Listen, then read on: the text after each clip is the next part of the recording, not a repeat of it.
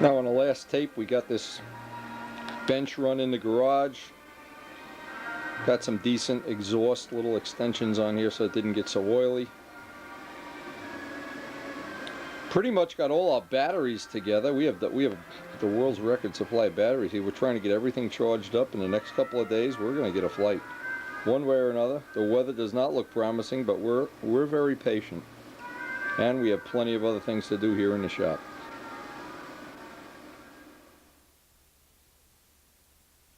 And I've got every battery that I have and every spare battery, electric starter batteries. I want to have everything ready for our first day.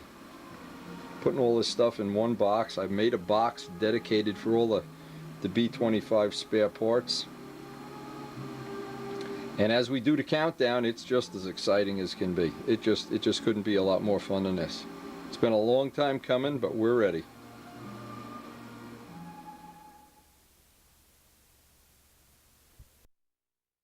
Now in today's mail, we got some nice photos here from Chip Smith. Chip Smith is Gary Lutz's fly-in partner. Now these are photos that were taken before he had it finally assembled, and you'll see the hinges. It looks like he's using the Bob Brookins method of don't bother gluing the hinges in until after you fly the plane 3 times. But really neat little paint job going here. And Chip Smith has been going out by Chuck Holsapple, one of our good friends from years gone by, helping him trim the plane. Really neat. And I think Casper the Ghost here looks like what he did. He made a built-up nose and a profile body. It's kind of an unusual plane, kind of neat in fact. Anyway, from our friend Chip Smith, who was he basically spent the whole Nats with us too. Really neat guy. We look forward to flying with him in the future.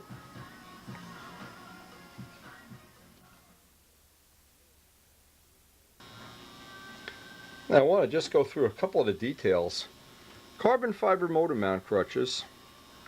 We made the original one that was in the carbon fiber Miss Ashley fuselage. We made the one for the Sato 91 that's in the Typhoon.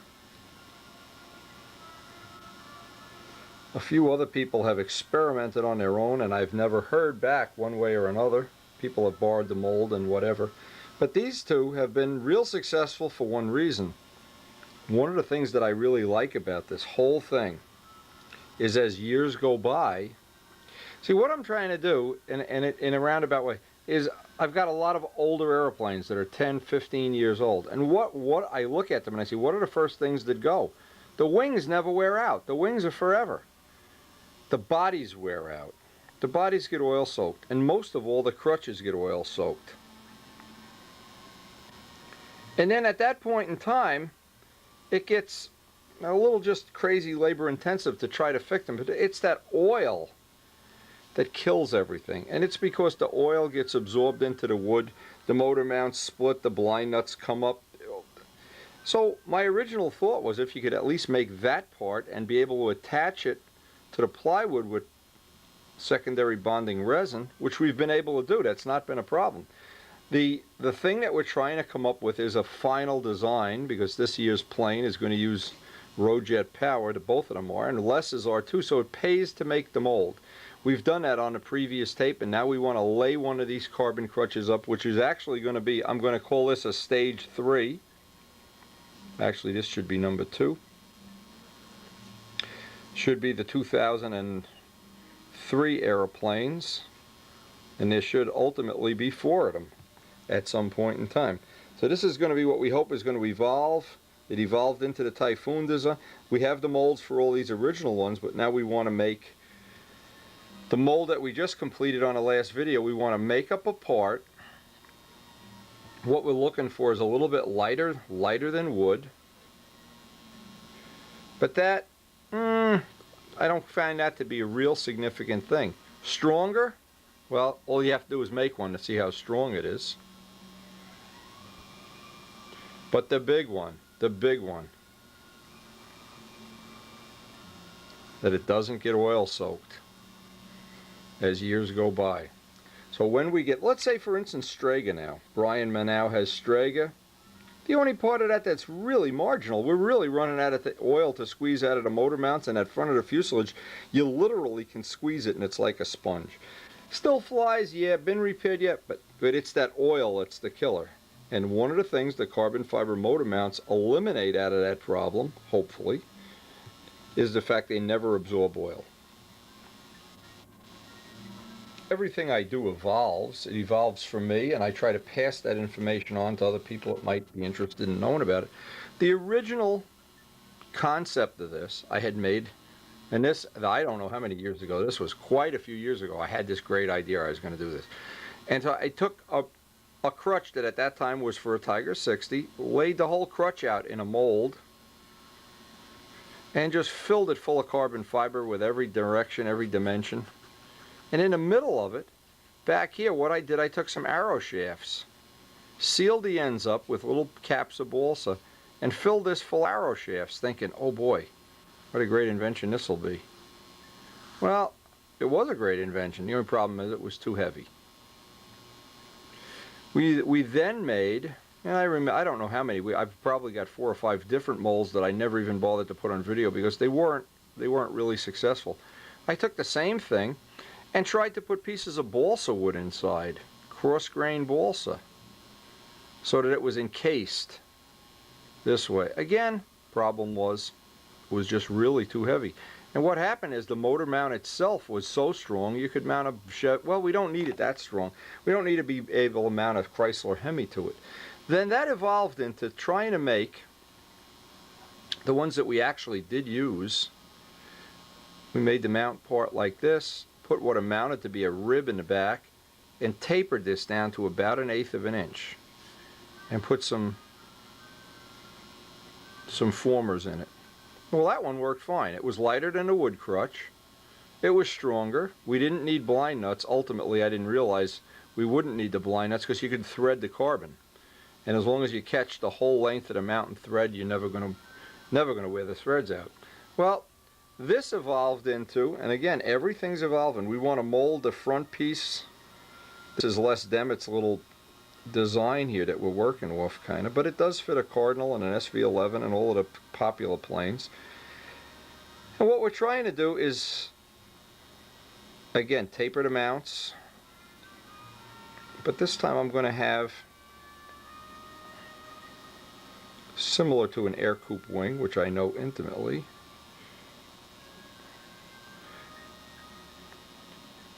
we will have some aluminum pads on this because I just feel like I sleep better at night knowing there's aluminum there. And what it does, it allows me then at the last minute, if I really, and I've already had to do this, if I really need to lower the mounts another 1/8 of an inch to get the motor run that I want, it gives me a little insurance policy that I'm not going to run out of motor mount shim.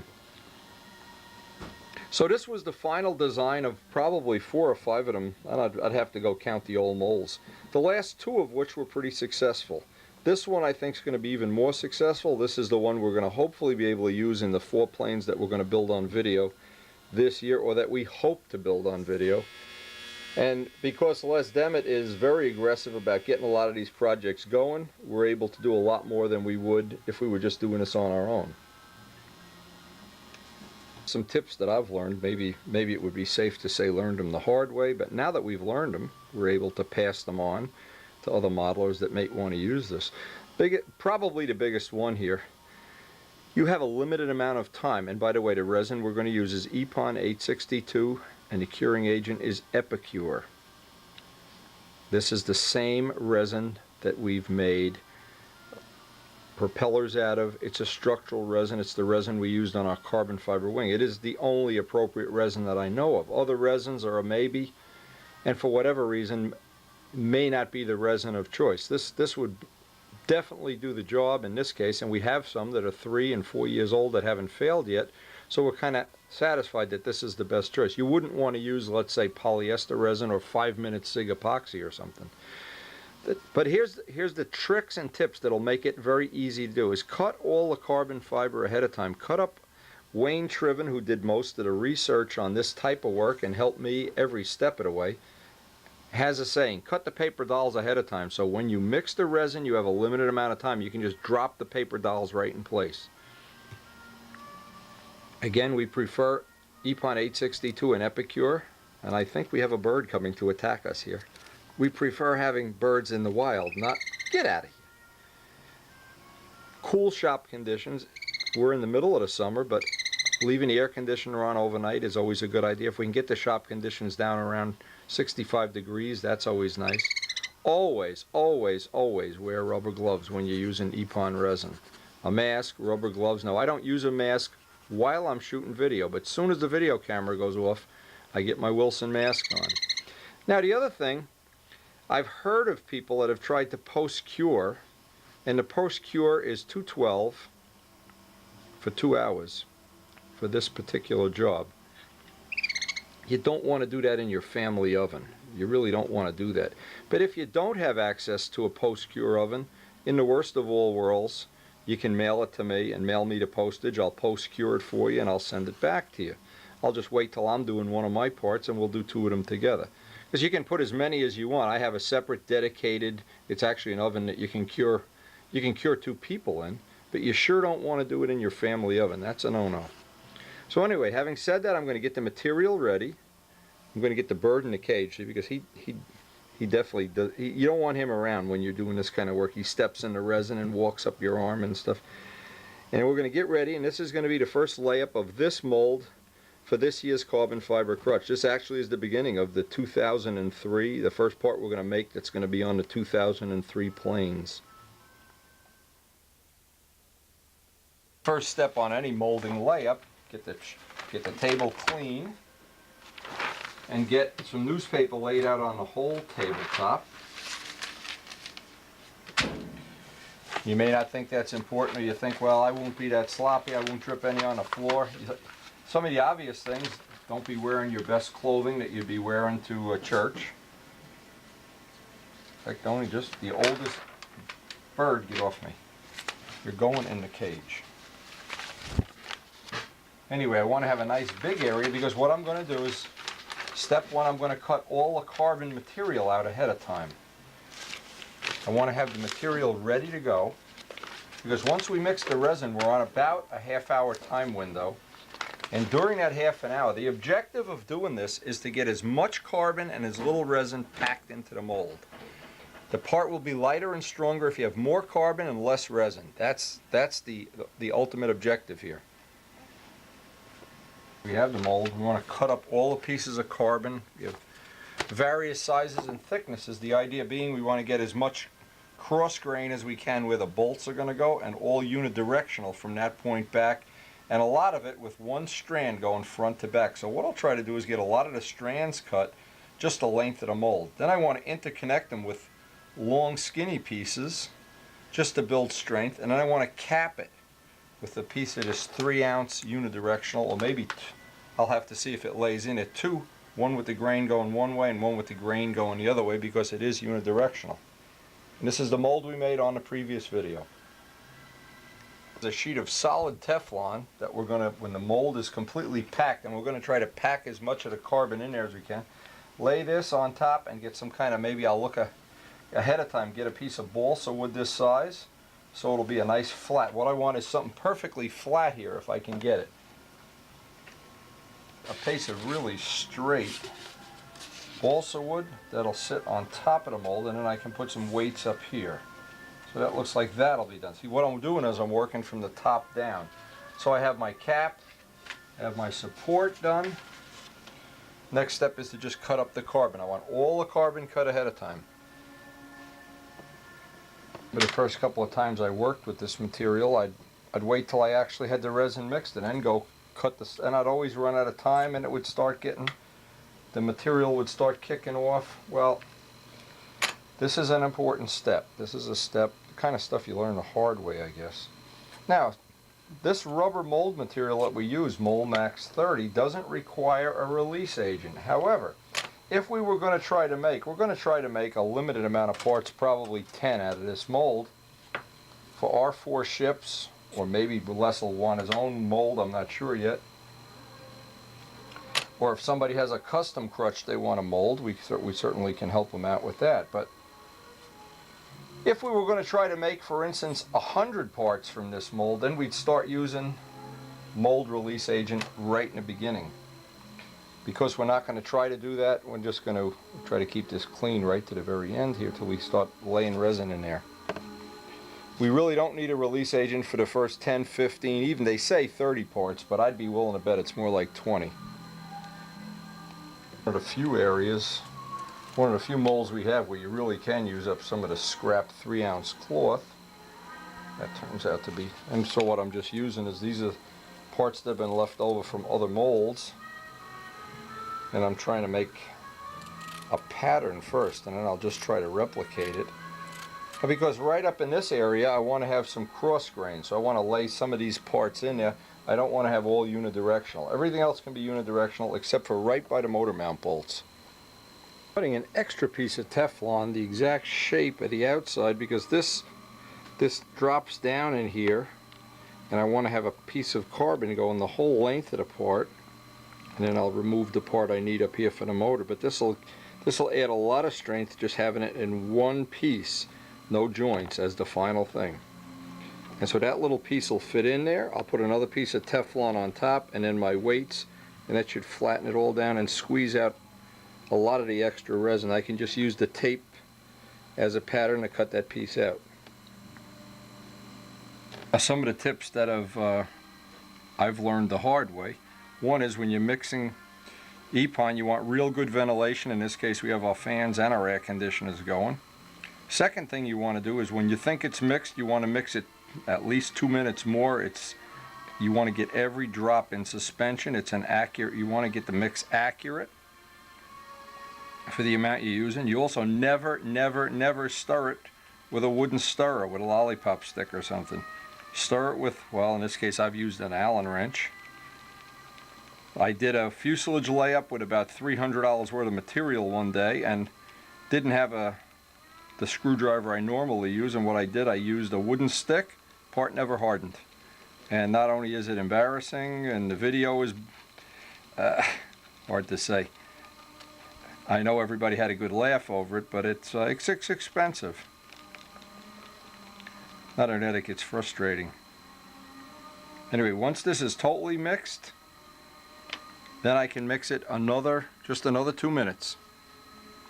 Fans going, air conditioners going, try to get the place as cool as possible.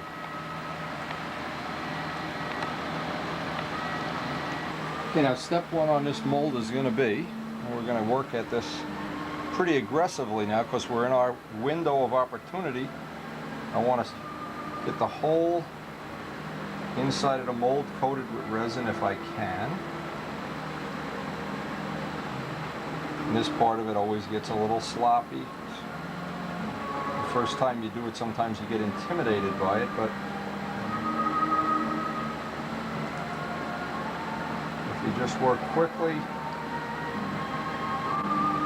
Now the other thing you can do if you want to, and I'm going to open the mold up like this to try to get some extra resin down in there.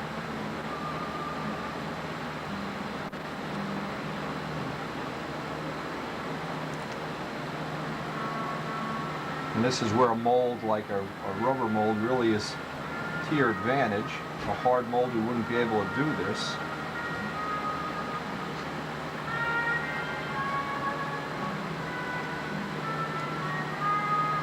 But it's the packing operation that's going to really count here. It's what we have to do is pack this with as much carbon fiber as we possibly can, so that the ultimate mix is going to be a small amount of resin and a big amount of carbon, and the rest of this can just sit up on top here. It's not going to go anywhere. It's all going to get squeegeed out at the end anyway. But this is a good way to ensure you don't trap a big air bubble or something down in there. Let me get my material.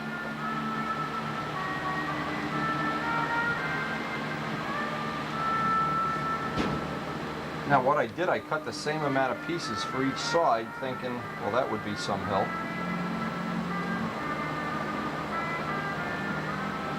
And now to pack the material in, any way you can get it in, you just want to get it packed in. Now the thing is, we want to connect all these little pieces that go across. So once we get a piece on each edge, Then we're going to lay a piece with no joint in there. I have some real long pieces. We'll go across there. This can get flattened out. In theory, the best thing of all would be if you could do this without a single joint, just one continuous piece of carbon, but there's a practical side of this. You have to be able to do it. It's not only like you have to be able to design it, you have to be able to do it. You pack all that carbon right down in there. All the extra is going to float to the surface eventually, but I don't want to have any dry spots.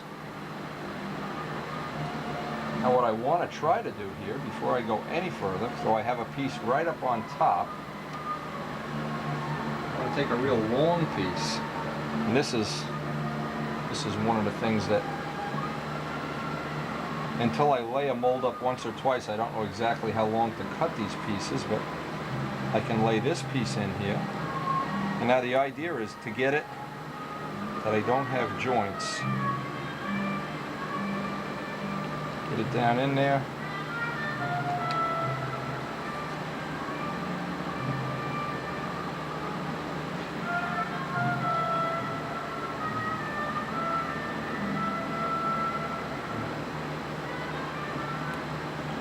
Just keep packing it in. The resin will come to the surface.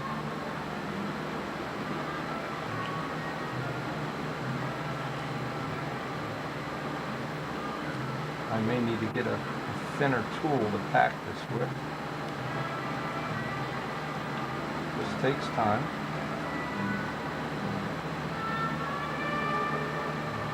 This side, since it's bigger, the material will just lay right in.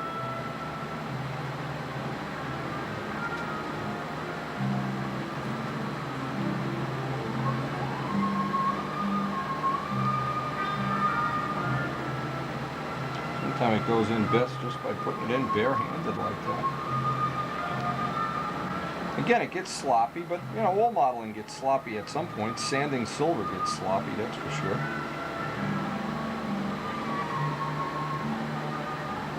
This way we really will be able to get a lot more carbon in here than we would any other way that I know of.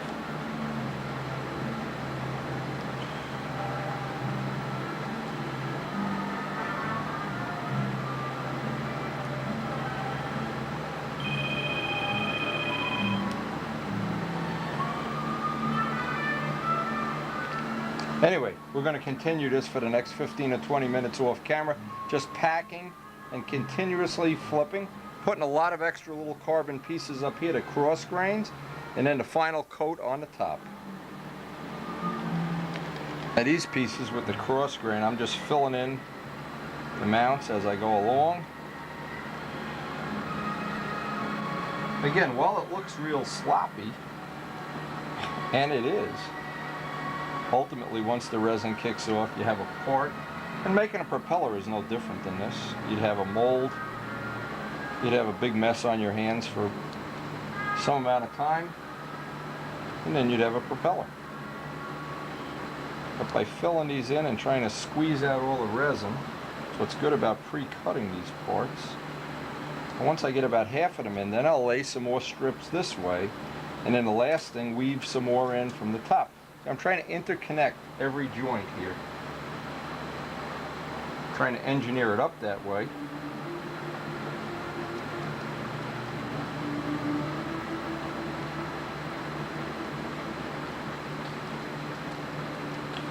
Now it looks like we're going to need a little more resin than I originally anticipated. It's better to mix two small batches than one big batch tends to go off too quickly.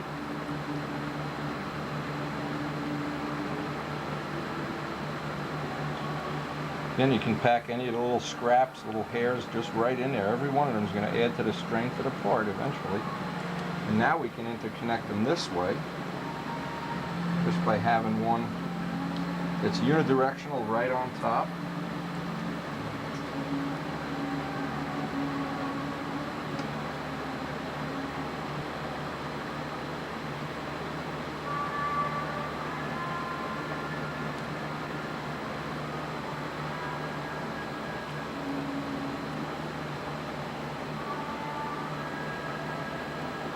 Step, I covered everything up. a piece of 3-ounce carbon. I'm trying to squeegee out a good amount of the resin now anyway and flatten it if I can.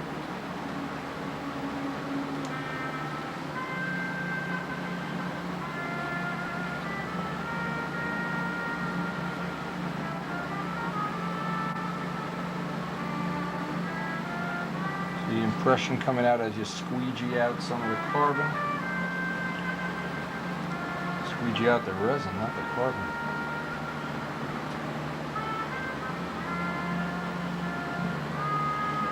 See right back here I have a low spot for some reason.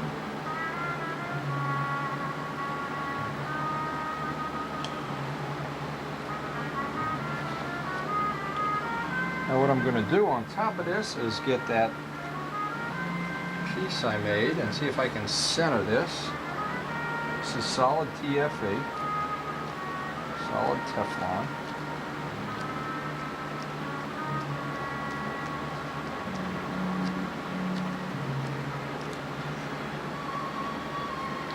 And we're trying to get rid of all the air bubbles if we can.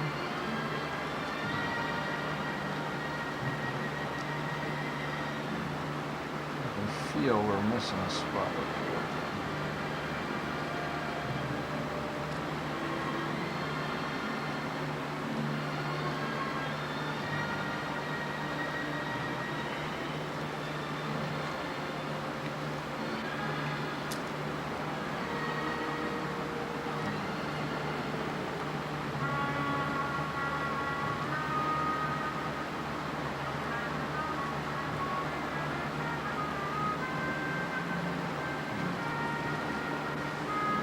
Should get rid of, in theory, get rid of most of or all of the air bubbles. This will be another sheet of TFE. Now we can take that piece of wood,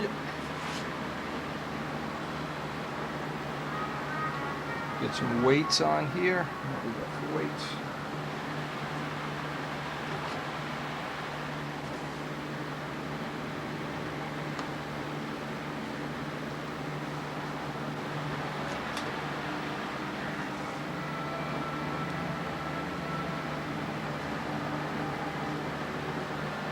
No, I got a more even distribution on the weight because that's basically going to sit there for 24 hours and then we'll pull it apart. But everybody knows what today is. Here we got fans going, we got everything going.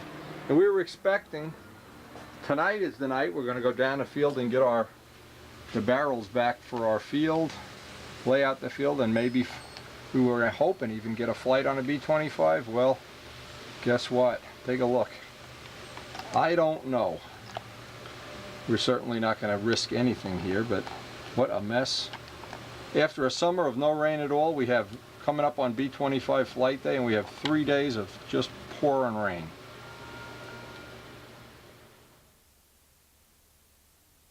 But what we try to do is with each crutch that we make, we try to improve the methods we use, the material we use, any improvements we can use, and upgrade everything. Well, the one that was in the Typhoon, I would say, is just about as durable and bulletproof and not a drop of oil on it. So if we can come up with even just a tie with that, I think we're going to be in real good shape for the year to come.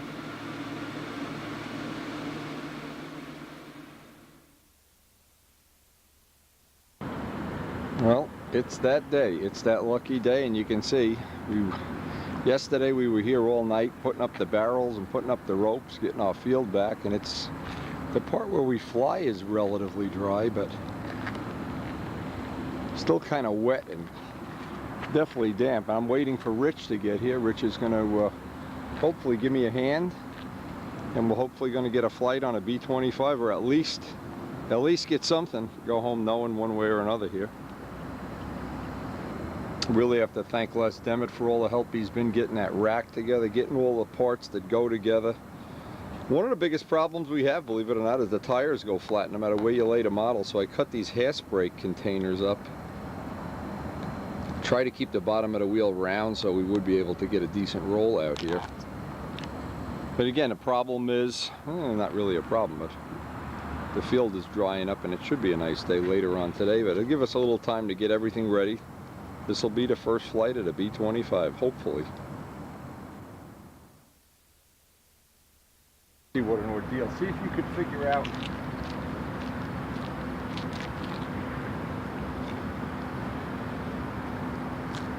That's got to stay under there till both of the motors are running. Okay? How are you going to launch it? You have to hold it right in by the tail. Oh, you want me to launch it? Yeah, you got to hold it right in by the tail, not outside the body by even 1/4 of an inch, right up against. You want Rolex Rich to roll off? Rolex Rich. I demand nothing but the worst from my friends. It looks like I'm going to get it too.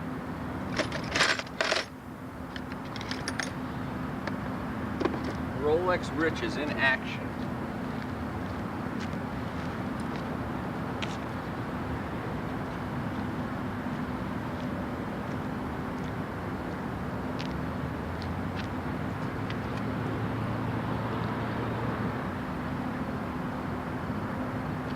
You guys here having a nose blow because you don't get as many air bubbles because the tanks are sitting with the back up.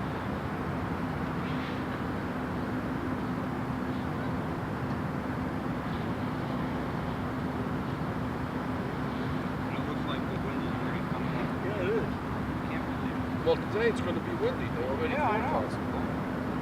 I took my plane down, but maybe we'll even get one flight in. Just keep an eye open for them. Around it with dogs and dogs. They still aren't used to this. No, they are. They are.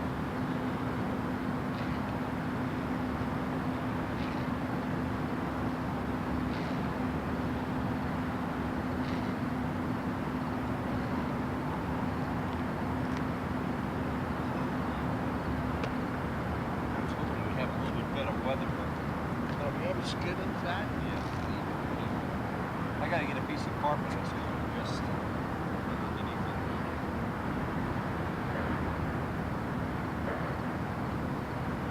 Anyway, until we get a real routine down here, I don't know if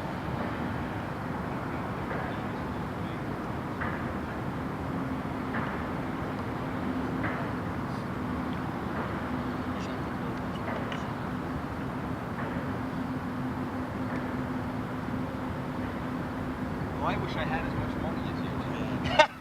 So I guess we're even. That'd be a miracle if we get both of these started. Expenses. My kids are done with college. You should tell your kids get a job at McDonald's, then I'll work. That works. Somehow I don't think that. I gotta go down to the department, inside. In fact, I want to see if I can replace that. Shitty. Yeah.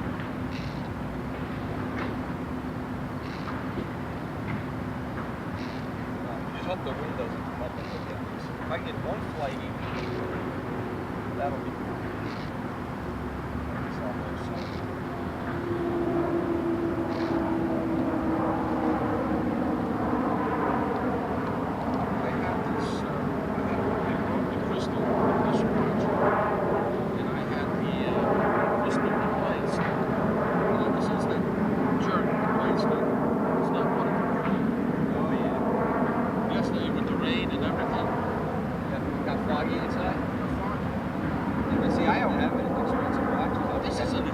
Watches I have for $5, you just buy a new watch. This is 26 years old. This is an expensive one.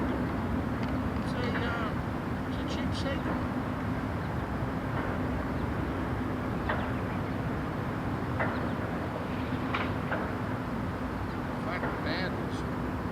I couldn't figure out how to get it on Indiana time. I just bought a watch in Indiana. I had a $5 watch. All right, it's fuel. I never reset my watch. Yeah, it's fuel. In Indiana, I was still using Eastern Standard Time. All right, kid. Let's see if we can get one of them started anyway. This ought to be a thrill.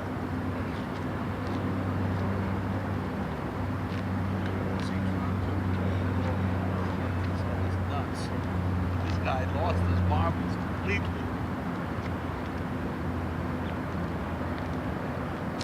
All right, now remember, you got to hold it by the tail inside. if we get the both motors running, Like this. close to the body as you can. At the last thing, I'll take this out and then go out to the camera. And that should be it. Famous last word.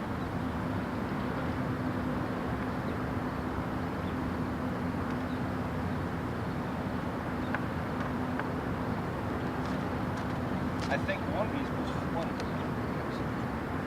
Which one thing? That oh, you were talking about this. Now, I think this one was flooded, so let me take the plug out. I can get all the screw out. This one's flooded. Plug out, get that one ready. You know what a pain in the neck when you're running it, you never get the last little bit of fuel out because it's sitting level on a table. So it's always got some fuel in it. I'm going to have to figure out a way to pull some of that fuel out. You know what I'll get for the back? I'll get a piece of that, like a carpet thing, a carpet sample. I think that'll be.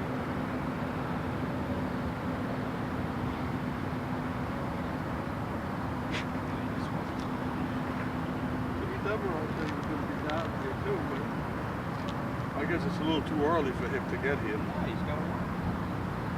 He wants to come at 4 in the afternoon. It's going to be a hurricane. We're going to be out of here in less than an hour for these things.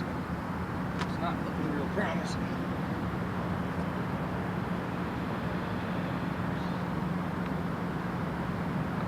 Like I said though, even if I can get one flight and just see if the wing is level, I'll look out to you, see if that's level. That'll be a big thing. Yeah, it's still unsettled, but it's going to be okay in a couple of days. I hope you're right. It's supposed to be weather.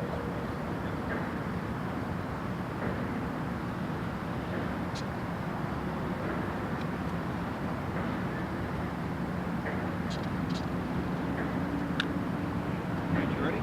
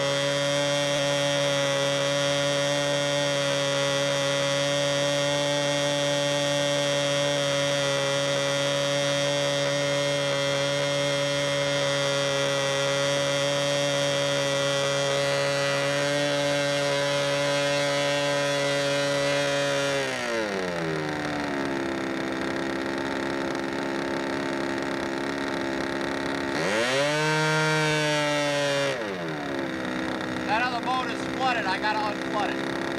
Why don't you shut that off?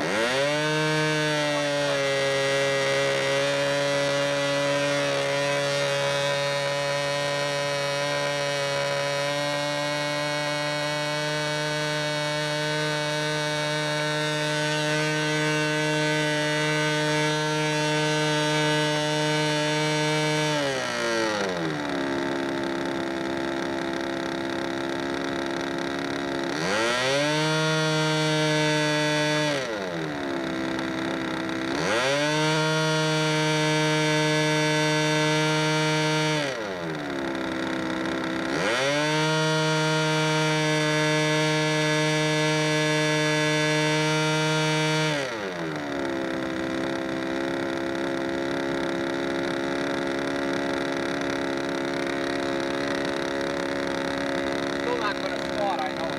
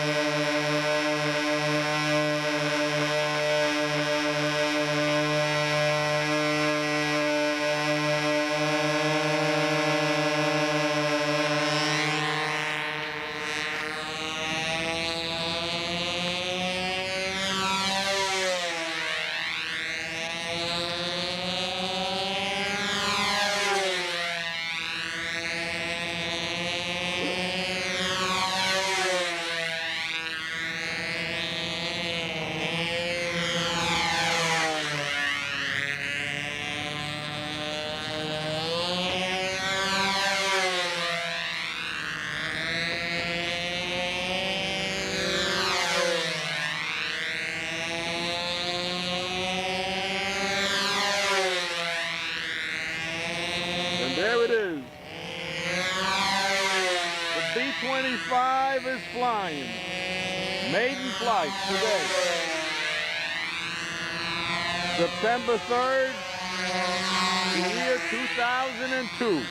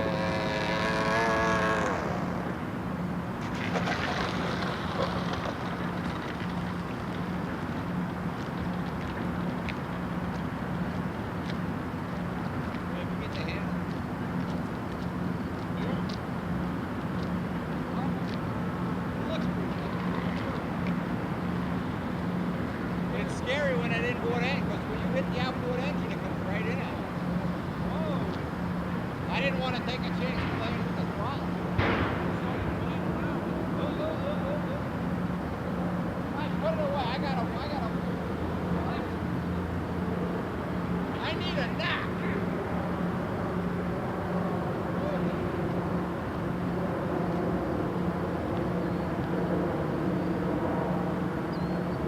That inboard engine shuts down. You can't play with this. Well, I know. You know, you would think. I didn't realize that. You know, it shows you what I know. When the inboard engine shuts, the party's over. You got to just play it. I bring it in. Put the handle over there. You're not going up anymore? No, take a flight, and I'll let it cool off. It's not going to start right up anyway. Everybody's sitting in their living room laughing at me now anyway. And I don't blame them. I got scared. Well, that didn't, you know, I thought the inboard engine wouldn't cut so quick, but... Well, you had it running a long time. Oh, yeah, for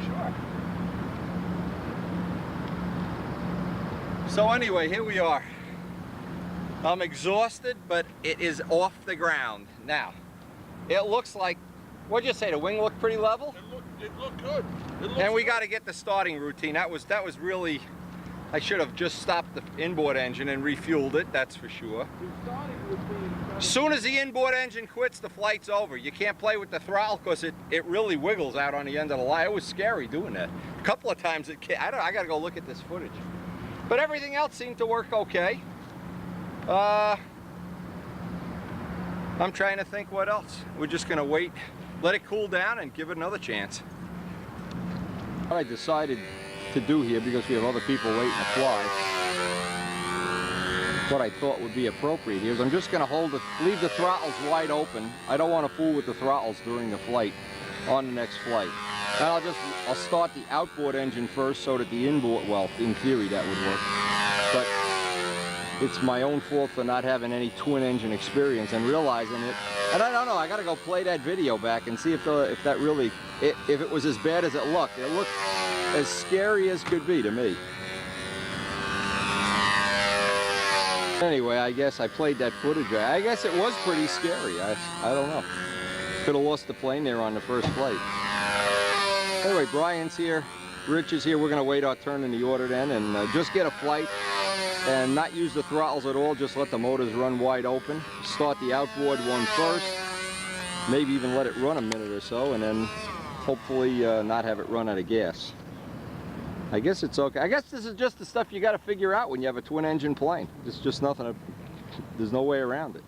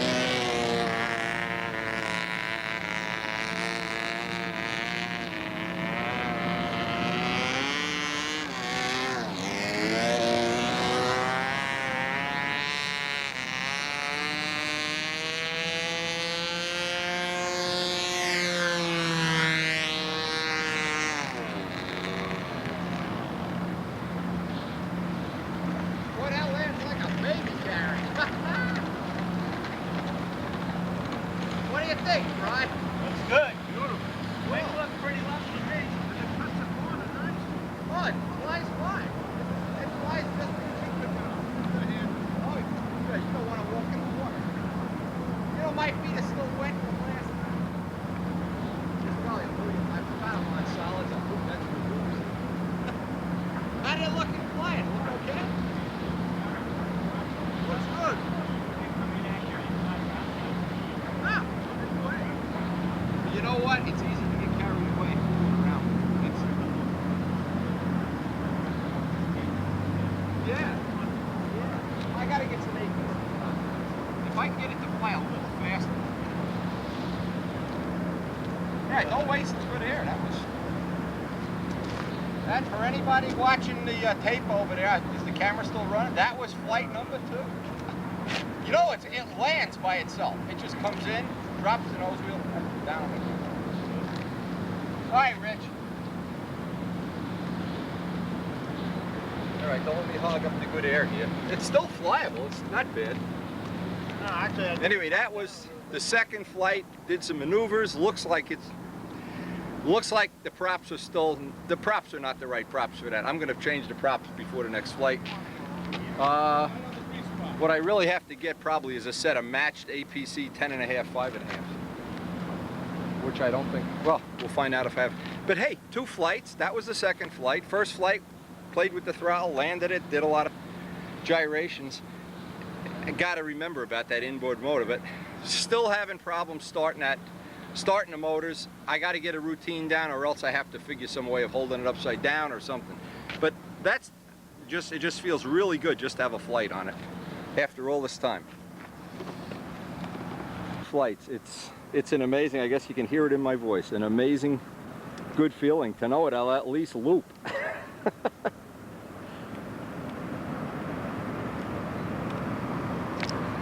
And all my cheering section, they seem to be having a good time here launching it. Oh. Okay, flight 3, we have 10 6s instead of 11 6s, and we have green filters instead of black filters.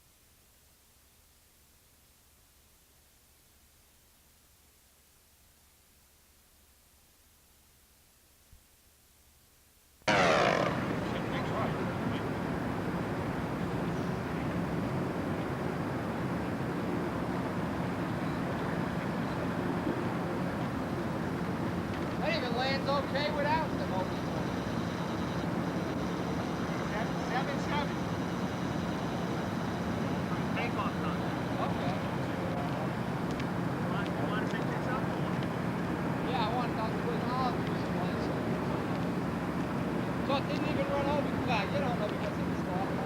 I definitely can do a stunt pattern. And with the Z-track, you can shut down the well, there's a stunt pattern, right?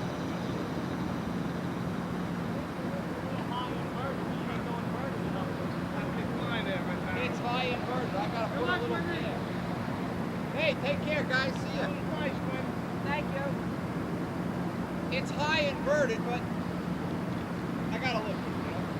Yeah, it looks to me that the outboard weight is a little high when you're inverted, right? I I see couldn't that. really tell. But the thing has so much tension because of the paddle. And it turns glass. It's like glass. Oh, Rich, you got a nice ball. It's like glass. You got a nice ball. There you go. Okay, go ahead. I got it. Let me go document our adventures.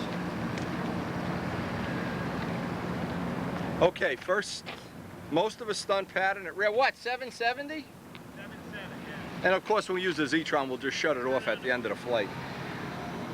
What else? Can't even think what else. We still have to work on this starting routine. We're gonna have to come up with something.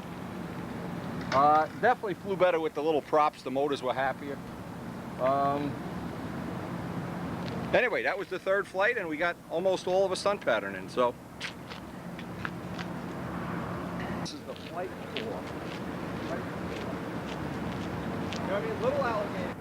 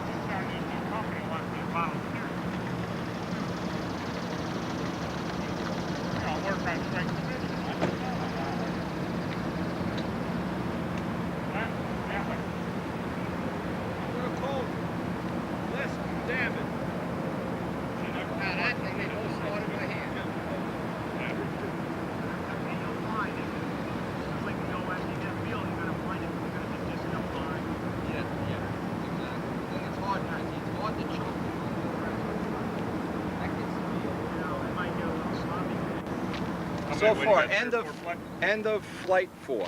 We got 3 or 4. Now for the next flight we had to move. We really didn't have a choice about moving the camera because the wind is moving, but it's moving constantly, so I can't zero it in. This will be flight 5 as soon as Rich is done flying. Again, the biggest problem so far, getting the motor started. We don't have the routine down yet. We don't have the amount of primes and chokes and flippity flips and whatever. But once that's done, I think we're going to be in really good shape.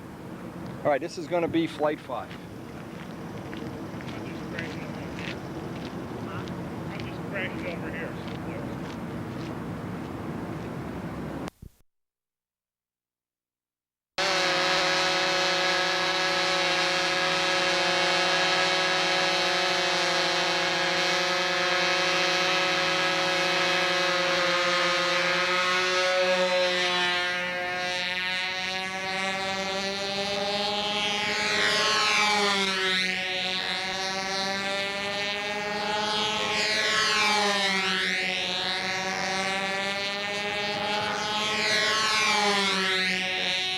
Morning enough. Yeah, plenty. One shot at 7:30. Yeah, and it ran about a minute and a half. Yeah. Okay, we still aren't using the throttle thing. I just want to get used to flying a plane. That flight was on braided lines just to see if we had any gain or loss. Didn't seem like it made any difference. Again, the 10-inch props seem to be okay, but not great. I know the APCs will be better, and we have other props to try. But for right now, we're just trying to get some flights. And it seems to have been inverted. The wing is up a little bit. I'll either need a tweak or tab or something out there. And we missed the wind for the whole flight, so, well, we'll try it this way. In fact, for the next flight, you can't really tell. We're just going to have to play it by ear. Maybe that, we'll see. Anyway, I'm real happy.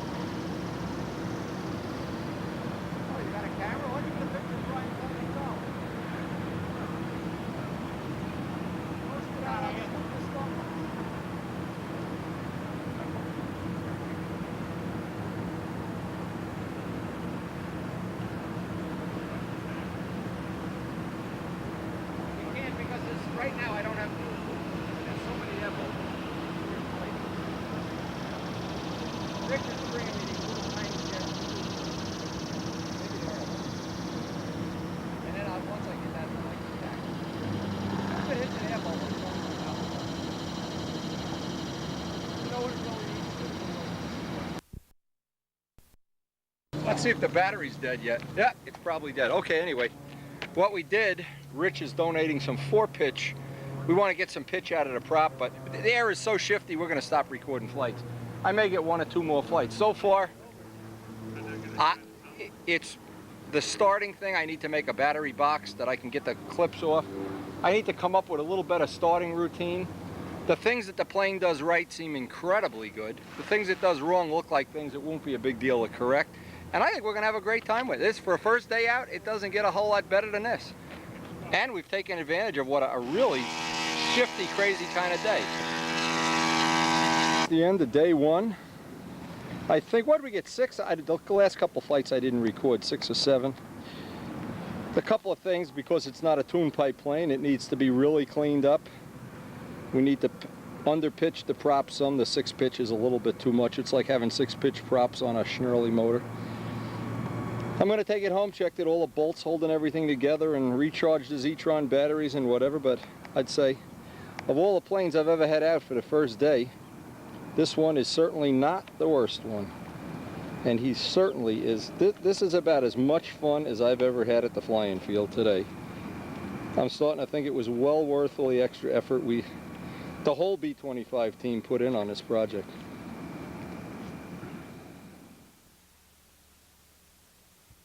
Day 2 starts for the B-25.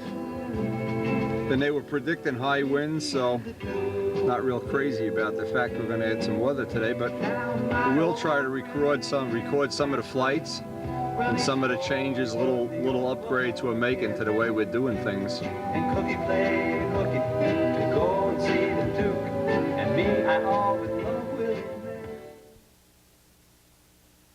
One of the things we learned on the first day is we need some kind of a box to take care of all the batteries and junk that you need to start this.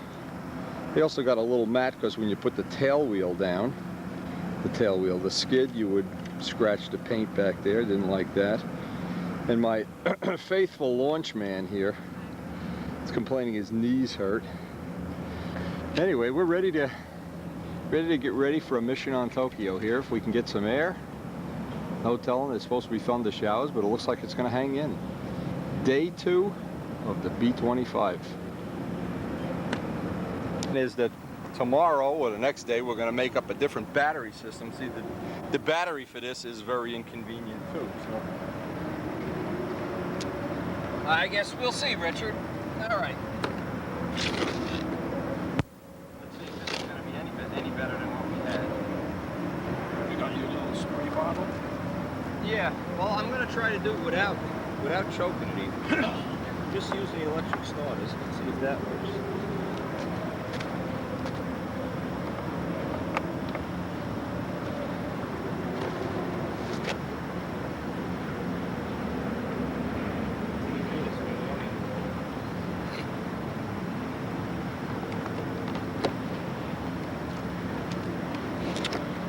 Let's just see if this goes without.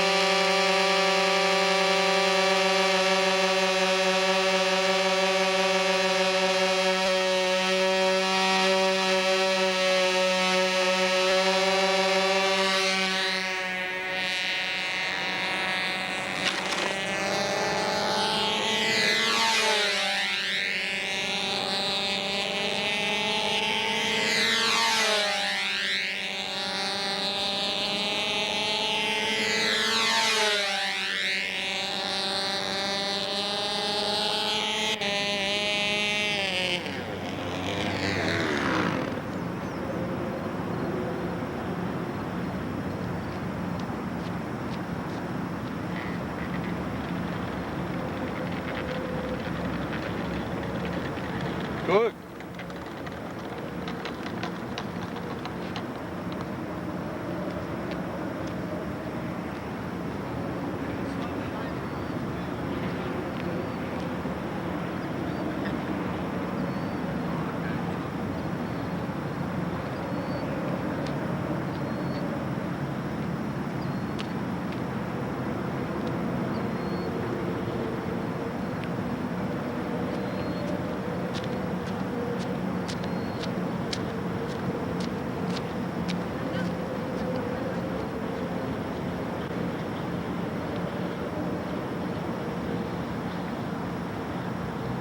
Let me shut the camera off here.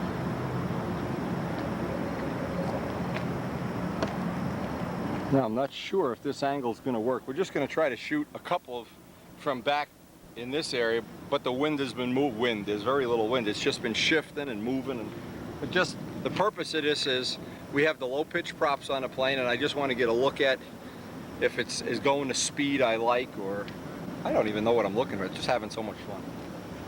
It's just fun being here.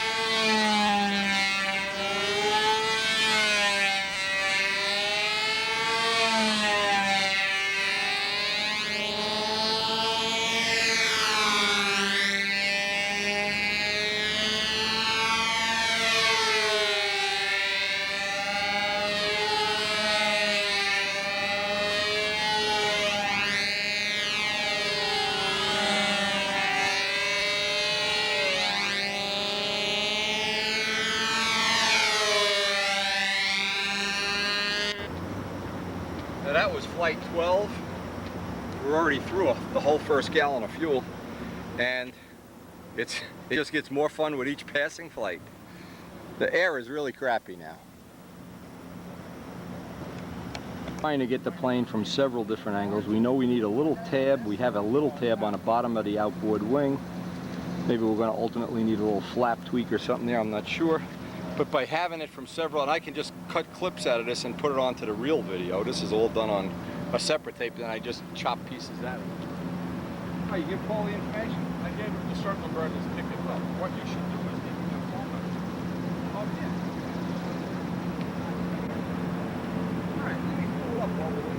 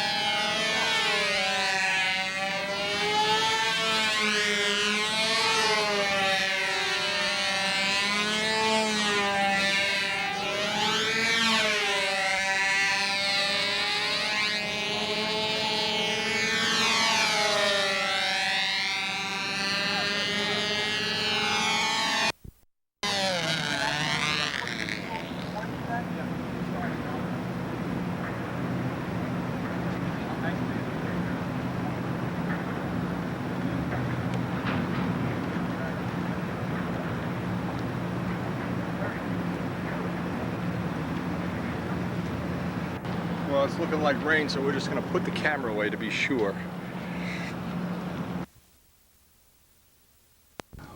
Well, let's hope it's going to be a nice day. They're predicting some nice weather. We made a little bit of a trim tab adjustment. We made a bigger trim tab for the bottom of the outboard wing. Try to level that wing. Of course, the vertical CG, because it's very scale, is off a little bit. I also have some propellers to try today, and I'm hoping we could just get some, just plain old get some flights.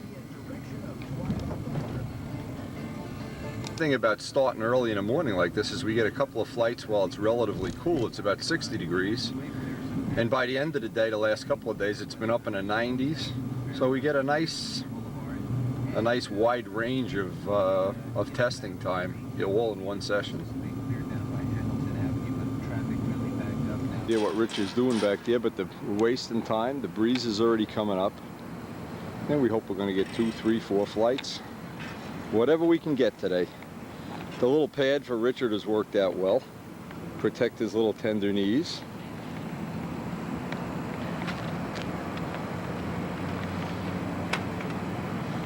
Again, every day with this, the main thing we've gotten under control is the starting. That's been dead reliable on day 2.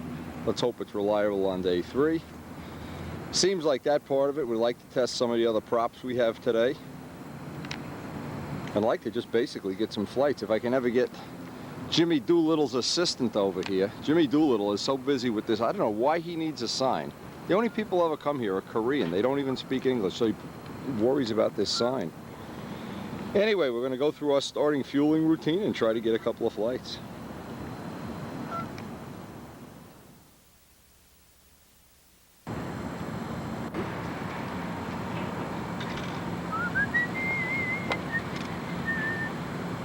Okay.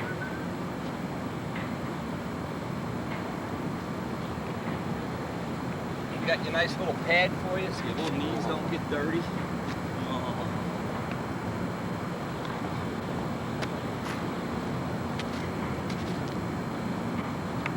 Choke these suckers?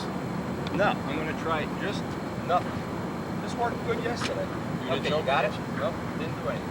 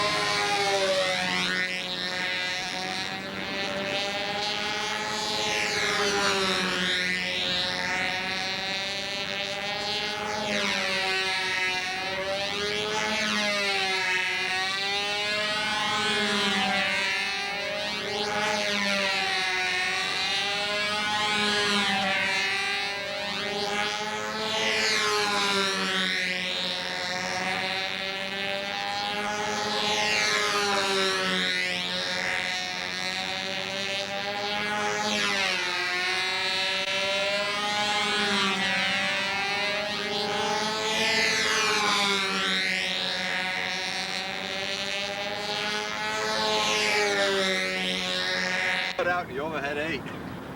Very, very exciting.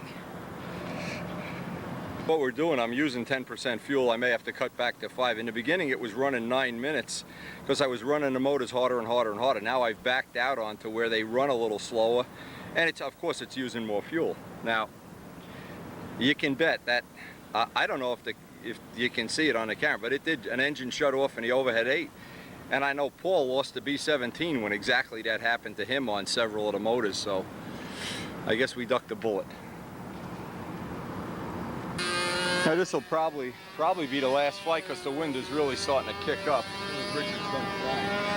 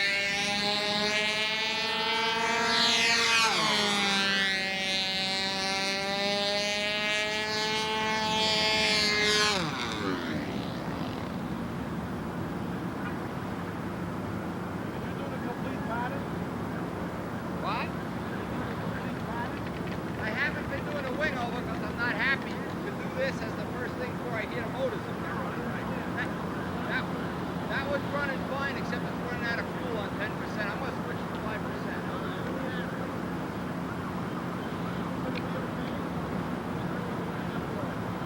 I'm going to make line.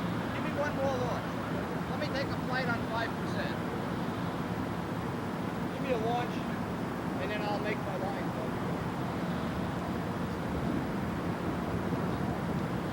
Oh, it had a nice motor on that guy. I saw you inverted. Looked okay.